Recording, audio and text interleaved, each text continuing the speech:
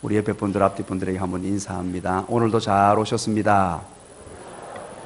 기도 응답의 주인공 되십시오. 기적의 주인공 되십시오. 예, 우리 한번 따라서 합니다. 얼굴은 밝게, 예배당은 환하게, 찬송은 열정적으로, 기도는 뜨겁고 간절하게, 아멘은 크게. 그러면 은혜의 훈훈한 바람이 불어닥치는 줄 믿으시기 바랍니다. 은혜의 훈훈한 바람이 불어닥치면 모든 문제도 해결되는 줄 믿으시기 바랍니다. 은혜의 훈풍이 불어닥치면 병마도 떠나가는 줄 믿습니다. 은혜의 훈풍이 불어닥치면 모든 문제거리가 물러가는 줄 믿습니다. 은혜의 훈훈한 바람이 지금 불어오고 있습니다. 우리 보면, 앞에서 보면 우리 하나님의 말씀을 듣는 중에 하나님의 은혜의 훈풍이 막 불어닥치니까 우시는 분이 많아요. 눈물을 어제 새벽에도 제가 설교하면서 뵈니까 그냥 눈물을 주룩주룩 흘리면서 그렇게 하나님의 말씀을 들으시고 기도하면서 또 통곡으로 기도하시고 얼마나 감사한지 모릅니다. 레오나르도 다빈치라는 사람이 있죠. 유명한 사람입니다. 43세가 되었을 때 일입니다. 이탈리아 밀란에 살던 루도빈코라는 공작이 예수님의 최후 만찬을 그려달라고 그렇게 부탁을 합니다. 이 최후 만찬은 우리가 잘 아는 그림이지요.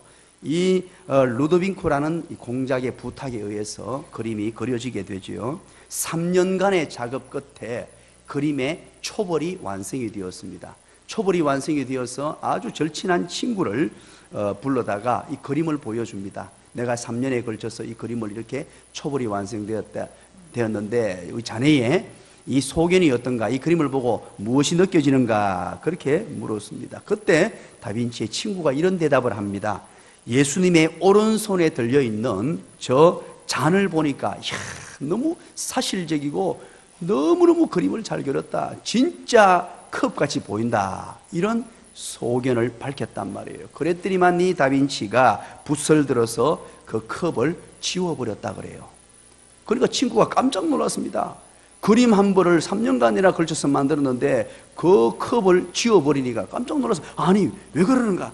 왜 그러는가? 그렇게 물었단 말이에요. 그때 다빈치가 이런 유명한 대답을 했다 그러죠. 아무것도 이 그림에 있어서 예수 그리스도보다 더 중요한 것이 없어야 되기 때문이네. 이런 대답을 했다 그래요. 그 어떤 것보다도 예수님보다 더 드러나거나 예수님보다 더 나타나서는 안 된다는 것이죠. 우리 인생 가운데 가장 중요한 것이 무엇입니까? 우리는 지금 마가복음과 함께하는 40일간의 행복한 믿음 여행을 하고 있습니다. 우리 인생 가운데 예수님을 모시고 믿음 여행을 하고 있다는 것을 우리는 압니다. 마가복음의 중심이 바로 예수님이라는 사실을 우리는 깨달았습니다. 우리 인생 가운데 가장 중요한 것이 무엇입니까? 우리 가정에서 가장 중요한 분이 누구십니까? 우리 교회에서 가장 중요한 분이 누구시냐? 우리는 믿음 여행을 떠나면서 다시 한 번 더 기억해 봐야 합니다. 내 인생의 중심에 어느 분이 계시는가? 내 인생의 1번의 자리에 어느 분이 앉아 계시느냐? 예수님이어야 되는 줄 믿으시기를 간절히 축원합니다. 예수님을 내 인생에 모시고 가는 것입니다. 우리 인생과 우리 가정과 우리 교회의 주인, 우리 인생과 우리 가정과 우리 교회의 1번, 우리 교회의 1번의 자리, 내 인생의 1번의 자리, 내 가정의 1번의 자리, 내 자녀들 지금 새벽을 깨우고 있습니다. 열심히 깨우고 있어요. 아이들이 많이 나옵니다. 아이들이 이렇게 새벽을 깨우면서 늘 교육하고 늘 가르쳐야 될 것, 세상의 공부가 아니라 인생의 최고로 중요한 분이 바로 예수님임을 가르쳐야 되는 줄 믿으시기를 간절히 축원합니다. 우리는 예수님을 모시고 가는 거예요. 예수님을 믿으면 영생입니다. 예수님을 믿으면 구원이에요. 예수님을 믿으면 행복입니다. 예수님을 믿으면 환희가 가득한 인생입니다. 예수님을 믿으면 인생의 미래가 보장되는 줄 믿습니다.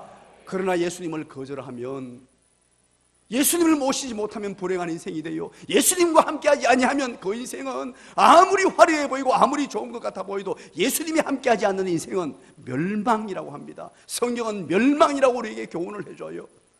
얼마나 중요한지는 모릅니다. 예수님과 제자들이 이제 함께 한 세월이 한 2년이 흘렀습니다. 지금 마가복음 오는 가운데 벌써 2년이 흘렀단 말이에요. 2년간 쭉 예수님과 함께 동행했습니다. 어느 정도 시간을 보냈습니다. 이제 예수님께서 이 땅에 오신 목적을 어느 정도 밝혔습니다. 그러면서 이 마가복음에서는 중요한 단어가 있습니다. 이 호도스라는 단어가 있어요. 예수님이 가시는 길이에요. 호도스라는 단어는 길이란 뜻인데 이것은 인생, 생애 전체를 표현하는 단어이기도 합니다. 우리 예수님이 가시는 길이 어떤 길인가 하는 것을 드러내기 시작합니다. 이제 서서히 예수님이 어떤 길로 가고 계시느냐, 우리 주님이 가시는 길이 어떤 길이냐, 제자의 삶은 주님 만나서 주님과 함께하고 주님을 따라가는 길인데 서서히 그것을 밝히기 시작합니다. 예수님이 목표를 정해서 우리에게 가르쳐주기 시작한단 말이에요. 우리 어제는 8장 22절부터 26절 말씀을 통하여 다시 한번 어루만져 주시는 주님, 다시 안수하여 주시는 주님, 영적으로 주님과 함께 하지만 밝히 보지 못하는 하나님의 백성들에게 안타까움으로 너무너무 사랑스러운 마음으로 다시 안수하여 주심으로 눈이 활짝 보이도록, 그 보이는 게 뭐였습니까? 바로 영적 맹인이었지 않습니까? 영적으로 보이지 않는 무엇을 밝히 보라는 말씀입니까? 바로 예수님을 제대로 알고 바로 보라는 거예요. 예수님을 제대로 보는 인생이 되어야 된다는 거예요. 그 인생이 정말 복된 인생이다. 그래서 2번 안수하여 주심으로 밝히 보이는 인생을 우리에게 가르쳐 주시면서 그 밝히 보는 인생이 그럼 구체적으로 무엇이냐? 그 설명을 해내라고 합니다. 27절 오늘 보면 시작입니다. 27절 다시 한번 읽어볼까요? 27절 시작. 예수와 제자들이 빌립보 가이사랴 여러 마을로 나가실새 길에서 제자들에게 물어 이르시되 사람들이 나를 누구라고 하느냐, 이렇게 물음이 시작됩니다. 아마 헬몬산으로 가는 도상이었을 것입니다. 가이사랴 빌립보에 도달했을 때 예수님의 제자들을 돌이켜보시면서 중요한 질문을 던집니다. 정말로 중요한 이 물음은요, 우리가 마태복음을 하면서 제가 시도 때도 없이 물었던 대답입니다. 예수님이 누구십니까? 여러분 기억하십니까? 마태복음을 하면서 제가 기회만 주어지면 예수님이 누구십니까? 이 물음을 던지라고 말씀드렸어요. 예수님이 우리 인생에 누구십니까? 내 인생에 누구십니까? 예수님이 누구십니까? 이것은 너무너무 중요한 물음이에요. 어쩌면 신앙생활 하면서 예수님이 누구인지 망각하고 살 때가 많습니다. 열심히 신앙생활합니다. 열심히 달려갑니다. 열심히 봉사합니다. 열심히 기도합니다. 열심히 찬양합니다. 열심히 예배드립니다. 그런데 예수님이 없는 인생이 있다는 건 여러분 알고 계세요? 예수님이 누구신지 그걸 제대로 인식하지 못하고 머리로는 알고 있지만 내 삶으로 예수님에 대한 존재, 예수님이 내 인생의 어떤 분인지 깨닫지 못하고 살아가는 인생도 있을 수 있다는 것입니다. 사람들이 물었습니다. 이 예수님께서 사람들에게 물었습니다. 사람들이 나를 누구라고 하느냐? 사람들이 나를 누구라고 하느냐? 예수님을 누구라고 하느냐? 이 물음을 이제 직접적으로 던집니다. 그리고 또 한 가지 물음을 던지죠. 바로 너희들은 나를 누구라고 하느냐? 이 2가지 오늘 질문을 던져요. 오늘 본문에서. 자, 27절에서 말하죠. 사람들이 나를 누구라고 하느냐? 28절 한번 볼까요? 그때 제자들의 대답입니다. 다 같이 읽습니다. 시작.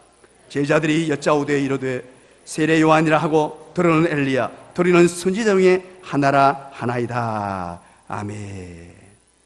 3가지로 얘기를 해요. 제자들이 예수님에게 대답을 합니다. 예, 예수님, 사람들이요 예수님을 세례 요한이라고 그렇게 부르던데요. 세례 요한이라고 부르던데요. 그런 대답을 해요. 여러분, 세례 요한은 어떤 사람이었습니까? 그 시대의 가장 유명한 설교자였어요. 그 시대에 그의 말씀을 들으려고 광야로 사람들이 막 몰려들었습니다. 수많은 사람들이 광야로 모여들어서 그의 말씀을 들을 때 죄를 회개하고 세례받는 놀라운 역사가 막 일어났죠. 이 말은 무슨 말입니까? 아, 예수님도 바로 그 시대에 영향력 있는 설교가, 스승, 아마 요한의 재탕쯤으로 그렇게 여기는 것 같습니다. 요한의 그 선한 영향력을 미치는 그런 사람으로 여기는 것 같습니다. 오늘 말로, 현재의 말로 바꾸면 예수님을 아마 위대한 사상가, 위대한 지성, 위대한 사람, 위대한 분, 이 정도로 여기는 것 같습니다. 위대한 사람으로 생각하는 것 같습니다. 그런 대답이죠. 그런가 하면 또 어떤 사람은 예수님을 엘리야라고 소개했습니다. 엘리야는요, 구약시대 선지자 중에 최고였거든요. 엘리야가 얼마나 많은 능력을 베풀었습니까? 하늘문이 열리고 3년 6개월간 가물었을 때 비를 쏟아지게 만드는 사람이었습니다. 사람들은 그래서 이 예수님을 바로 위대한 능력의 사람이라고 봅니다. 권능 있는 사람, 능력 있는 사람으로 봅니다. 그렇게 대답했습니다. 이것은 바로 오늘 말로 하면은 예수님은 어떤 병을 고쳐주고 환자를 막 고쳐주고 하니까, 이야, 대단한 능력을 소유하신 분, 대단한 권능을 가지신 분, 초능력을 가지신 분, 이 정도로 이해했다는 거죠. 그리고 세 번째는 선지자라고 말합니다. 이 선지자는 하나님이 보내신 자, 하나님이 특별히 사용하시는 자, 하나님의 말씀을 대언하는 자, 이런 분이죠. 아마 이 세 가지 답 가운데 가장 가까운 답이 선지자입니다. 그 중에서 선지자, 확실히 정답에 근접해 있는 대답입니다. 예수님에 대한 모든 것을 소개하기에는 그러나 충분하지 않는 대답이지만 선지자라고 그렇게 대답을 하고 있습니다. 그리고 나서 29절 한번 볼까요? 29절, 자, 다 같이 한번 읽어봅니다. 예수님께서 또 묻습니다. 두 번째 질문이에요. 시작. 또 물으시되 너희는 나를 누구라 하느냐? 베드로가 대답하여 이르되 주는 그리스도시니이다 하며 그렇습니다. 이 29절의 물음이 얼마나 중요한 줄 몰라요. 29절의 물음이 또다시 묻습니다. 그러면 사람들은 그렇게 말하는데, 사랑하는 나의 제자야, 내가 너무너무 사랑하는 나의 제자야, 너희들은 나를 누구라고? 너희들은 나를 누구라고 생각하느냐? 이 물음이에요. 지난 2년 동안 동거동락을 했습니다. 함께 했습니다. 함께 먹고 함께 자며 함께 여행하고 함께 전도하며 늘 함께 세월을 보냈습니다. 지난 2년 동안 너희들이 나를 지켜보니까 내가 누구인 것 같더냐? 이 물음은 굉장히 중요한 물음이에요. 이 물음을 통하여 너희들은 나를 누구라고 생각하느냐? 이제 우리 주님이 가시는 길을 정하면서, 우리 주님의 나아갈 길을 정하면서 이 물음을 던지고, 이 물음에 대한 대답이 얼마나 중요한지 몰라요. 여기서 너희는 이라는 단어가 너무너무 중요합니다. 너희는, 오늘 이 물음은 지나간 여러 세월 동안 예배당에 다녔습니다. 교회에 출석했습니다. 오늘 저와 여러분에게 묻는 물음이에요. 오늘 이 자리에 앉아있는 여러분들에게 우리 주님 물었습니다. 너희는 나를 누구라고 생각하느냐? 사랑하는 나의 아들아, 나의 딸아, 너희는 나를 누구라고 생각하느냐? 신앙생활 예배당에서 예배드렸습니다. 열심히 기도했습니다. 찬송을 드렸습니다. 열심히 봉사했습니다. 너희는 나를 도대체 누구라고 생각하느냐? 이 물음을 오늘 우리 주님께서 물으시는 거예요. 여러분 한번 대답해 보세요. 여러분 속으로 한번 대답해 보세요. 너희는 나를 누구라고 생각하느냐? 사랑하는 구야, 물으시는 거예요. 이 대답이 우리 인생의 향방을 결정합니다. 사랑하는 아들아, 너는 나를 누구라고 생각하느냐? 오늘 이 아침에, 오늘 이 새벽에 우리 주님께서 지금 이 물음을 던지고 있습니다. 지난 세월 함께했던 나의 사랑하는 제자들아, 지난 2년간 함께했던 제자들아, 어쩌면 오늘 이 자리에 앉아 계신 여러분들, 지난 수세월 동안 하나님과 함께했습니다. 열심히 교회를 봉사했습니다. 열심히 예배드렸습니다. 전도도 했습니다. 그런데 다시 한번 기억해 보라는 거예요. 지금까지 함께한 그분 예수님이 과연 나에게 누구시냐는 거예요. 여러분, 예수님이 누구세요? 나에게, 내 인생에 예수님이 누구시냔 말이에요. 이 질문에 대한 명확하고도 뚜렷한 답을 가지고 있어야 돼요. 그것도 정답을 가지고 있어야 된단 말이에요. 정답을. 과연 예수님이 누구시며 왜 이 땅에 오셨었고, 왜 나를 부르셨고, 왜 나를 선택하셨고, 왜 나를 깨워서 새벽을 깨우고 이렇게 마가복음과 함께하는 행복한 이 40일간의 믿음 여행을 함께하는가? 베드로가 성질이 얼마나 급했던지요. 베드로는요 항상 앞장서서 빨리빨리 대답했어요. 저도 성질이 엄청 급하거든요. 정신없습니다. 저도 설교하는 거 보면 알겠죠. 얼마나 급한지 뭐든지 느릿느릿하게 못합니다. 새벽에도 나올 때요 급해가지고 저 혼자 먼저 와버려요. 그러면 온 가족들은 뒤에 옵니다. 얼마나 마음이 급한지. 이 베드로가 얼마나 급했는지 가장 먼저 대답을 합니다. 29절에 베드로의 대답입니다. 자, 우리 29절 그렇게 생각하면서 다시 한 번 더 읽어볼게요. 자, 시작. 또 물으시되 너희는 나를 누구라 하느냐? 베드로가 대답하여 이르되 주는 그리스도시니이다 하매. 아멘. 야, 우리가 마가복음을 시작하면서 마가복음 1장 1절을 통해서 우리가 봤죠. 1장 1절을 통해서 위대한 고백으로, 창세기 1장 1절 다음에 위대한 고백으로 시작되는 본문이 뭐라 그랬죠? 마가복음 1장이라 그랬잖아요. 마가복음 1장 1절에서 이 선언을 하고 시작해요. 실은 마가복음 1장 1절 다시 한번 가볼게요. 시간이 오래돼가 잊어버리지 싶은데 마가복음 1장 1절. 자, 돌아가서 한번 봅시다. 이게 위대한 선언, 엄청난 선언, 예수님에 대한 고백으로 시작하는 마가복음 1장 1절 다시 한번 읽어볼게요. 시작. 하나님의 아들 예수 그리스도의 복음의 시작이라. 아멘. 이 마가복음의 저자가 누구라고요? 마가라 그랬잖아요. 마가는요, 바나바와 함께 다니다가 전도여행 가다가 어떻게 했다고요? 도망갔다 그랬잖아요. 여러분 한번 생각해 보세요. 배를 안 타보던 젊은이가 배를 타고요, 그 지중해 바닷가를 막 가다가 섬으로 가더니만 이 배 타는 게 얼마나 힘든 줄 아세요? 제가 배 안 타보고는 절대 배 안 탑니다. 얼마나 이게 힘든지. 젊은이가 뭣도 모르고 바울과 바나바가 전도여행 한다 그러니까 나도 가겠습니다 하고 따라갔다가 배를 타고 가다가, 그리고 이제 육지에 도착했는데 이 산맥을 오르는데 어마어마한 산맥을 막 오르고 하니까 이 친구가 막 한편으로 이해가 되잖아요. 야, 이거 보통 아니구나. 도망갔단 말이에요. 도망갔는데, 그래서 이 바울과 바나바가 이 마가 때문에 헤어졌어요. 마가 때문에. 왜? 바나바의 생질, 바나바의 조카거든요, 마가가. 그런데 마지막에 이가 이런 고백을 마가복음 1장 1절에 이 선언을 하고 시작해요. 이거 과히 충격적이잖아요. 그래서 그 비밀이 뭐라 그랬어요? 누구 때문에? 누구 때문에? 배시성을 가진 분 때문에. 누구 때문에? 배영진 집사님? 배명문 사모님? 누구 때문에? 베드로라고 그랬잖아요. 베드로를 만나가지고 이 베드로의 고백을 그대로 1장 1절에서 하고 있어요.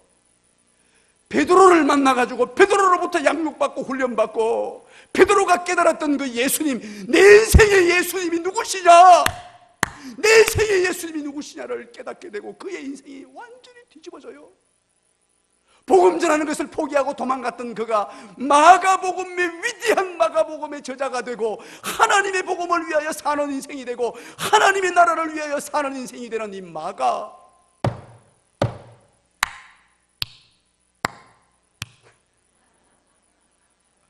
이야, 놀랍지 않습니까? 그 비밀이 오늘 본문에 등장해요. 이 베드로의 이 고백 때문에, 베드로의 이 양육 때문에 마가의 인생이 뒤집어진단 말이에요. 마가뿐만 아닙니다. 이 예수님에 대한 제대로 인식을 가지고 예수님을 믿고 알게 되면 그의 인생 자체가 완전히 뒤집어져요. 우리 사랑하는 청년들, 앞으로 미래가 여러분 어떻게 펼쳐질 것이냐, 예수님을 누구로 하느냐, 여기에 따라서 인생이 바뀌어요. 우리 사랑하는 아이들 많이 나왔습니다. 우리 아이들 어릴 적부터 중요한 게 있어요. 수학 공식 하나, 영어 단어 하나보다 더 중요한 게 있어요. 그게 바로 예수님이 내 인생이 누구시냐. 오늘 베드로가 급하게 빠르게 고백했지만 이것이 정답이었어요. 이 놀라운 고백이 바로 교회의 기초가 되기 시작하고, 이 놀라운 고백 위에 하나님의 교회가 탄생하고, 이 놀라운 고백 위에 성도들의 모임이 생겨나고, 이 놀라운 고백 위에 하나님의 역사가 펼쳐지기 시작하는데, 우리가 상상하지 못할 역사가 펼쳐집니다. 이 고백을 하는 베드로의 뒤를 이어서 또다시 예수님에 대한 고백하는 사람들이 모여서 전 세계의 복음을 펼치게 되고, 이 고백 하나 때문에 모든 사람들의 생애가 뒤바뀌는 놀라운 역사가 나타났다는 거예요. 그게 바로 무엇이냐? 주는, 여러분 대답하세요. 주는 그리스도십니다. 이 고백이에요. 주는 그리스도십니다. 주는 그리스도가 아니다, 예수님은 그리스도가 아니라는 것 때문에 처음에는요, 바울이 목숨을 걸었어요. 예수님이 어떻게 그리스도가 될 수 있느냐?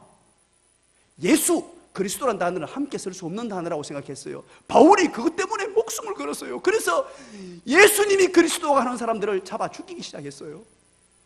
핍박하기 시작했어요. 그리스도란 말은 여러분 헬라어인데 히브리어로는 메시아란 말이에요. 메시아.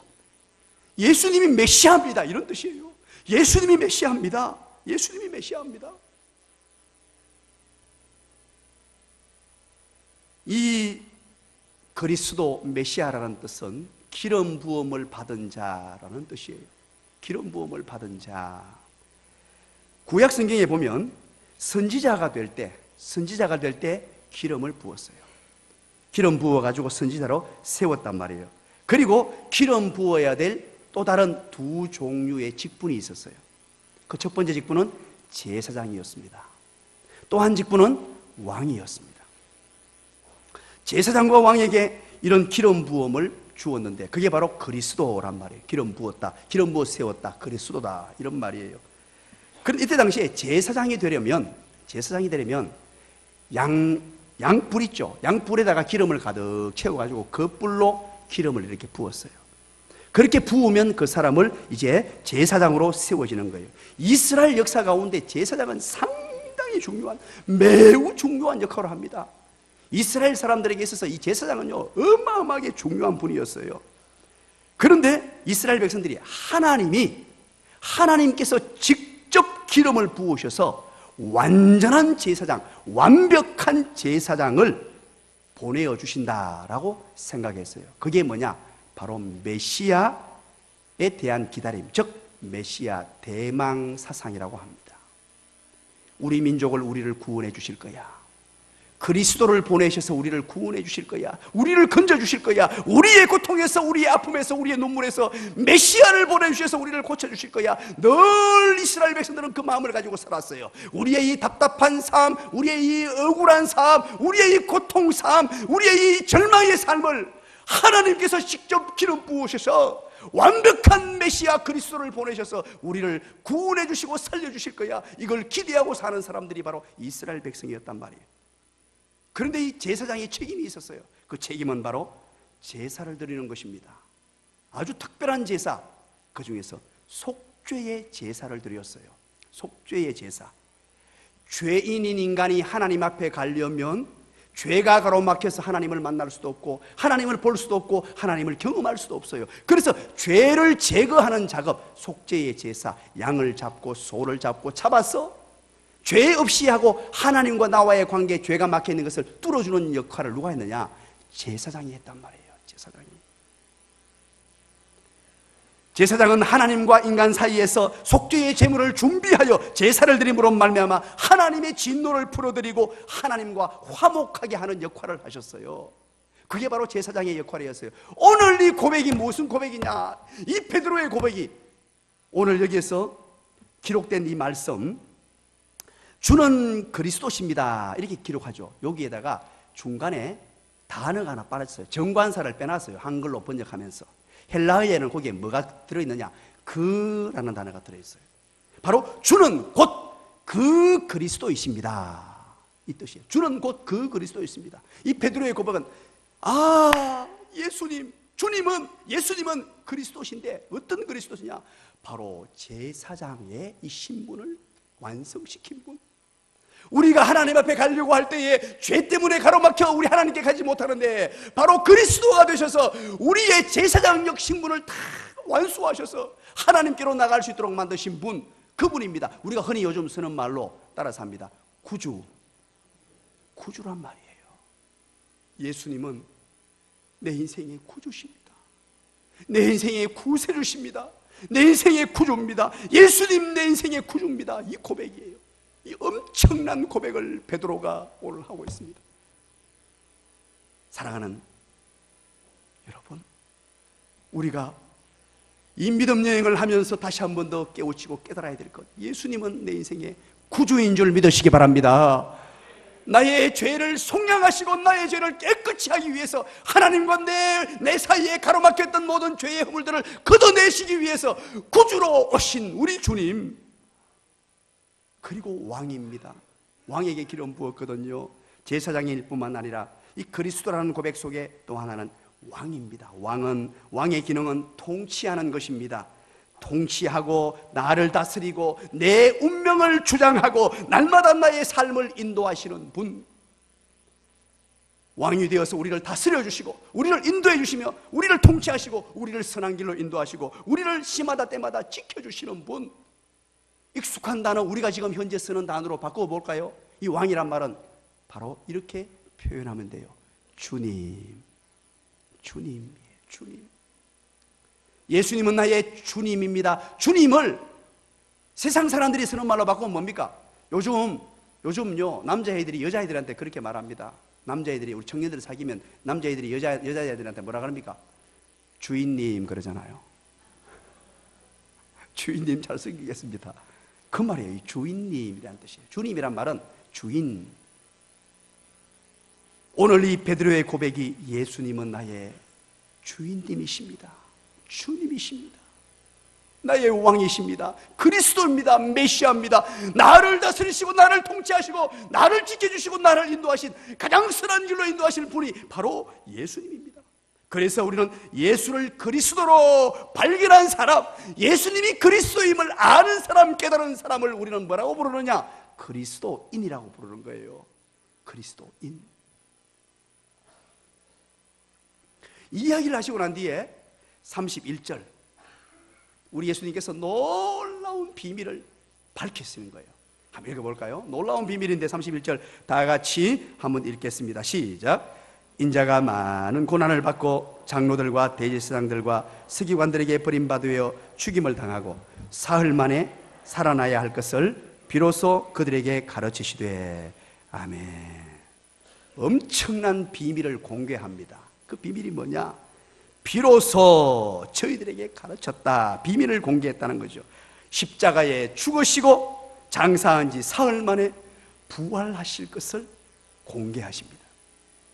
예수님이 십자가에 돌아가실 것을 드디어 공개합니다. 우리는 다 알기 때문에 뭐 놀랄 것도 없습니다만 제자들이 아마 충격적이었을 거예요. 자기가 죽는다는 거예요. 내가 죽는다, 그리고 3일 만에 부활한다. 이 놀라운 사실을 제자들이 얼마만큼 알고 깨달았을까 한번 생각을 해봅니다. 여러분 보세요.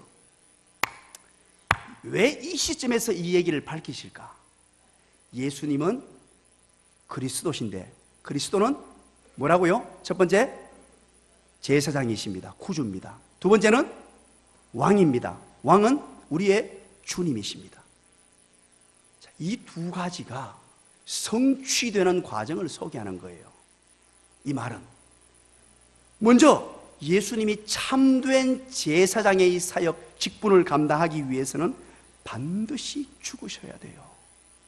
왜 반드시 죽으셔야 됩니까? 제사장의 중요한 책임은 바로 제물을 준비하는 것입니다. 속죄의 제물을 준비해서 하나님과 우리 인간 사이에 죄를 걷어내야 돼요. 그 속죄의 제물이 누가 되셨어요? 예수님 자신이 되신 거예요. 그래서 내가 죽어야 한다는 거예요. 십자가에 죽어야 한다는 것을 밝히시는 거예요. 나 자신이 단 한 번의 속죄의 제물로, 단 한 번의 속죄의 제물로, 이때까지는 짐승을 가지고 오고 또 가지고 오고 또 가지고 오고 수많은 양들이 죽고 소들이 죽고 날마다 제사드려서 죽어야 되는데, 예수님이 단 한 번에 자기 자신을 제물로 드림으로 말미암아 하나님과 우리와의 관계를 완전히 정리했다는 거예요. 우리 주님의 이 놀라운 사랑, 우리 주님의 이 한없는 사랑, 이제 우리는 더 이상 양의 제물도 필요 없고 소의 제물도 필요 없습니다. 우리 주님이 십자가에 못 박히심으로, 예수님 믿음으로, 예수님은 그리스도십니다, 이 고백 하나 가지고 우리 주님 앞에 담대히 나갈 수 있는 은혜를 누리게 된 줄 믿으시기 바랍니다.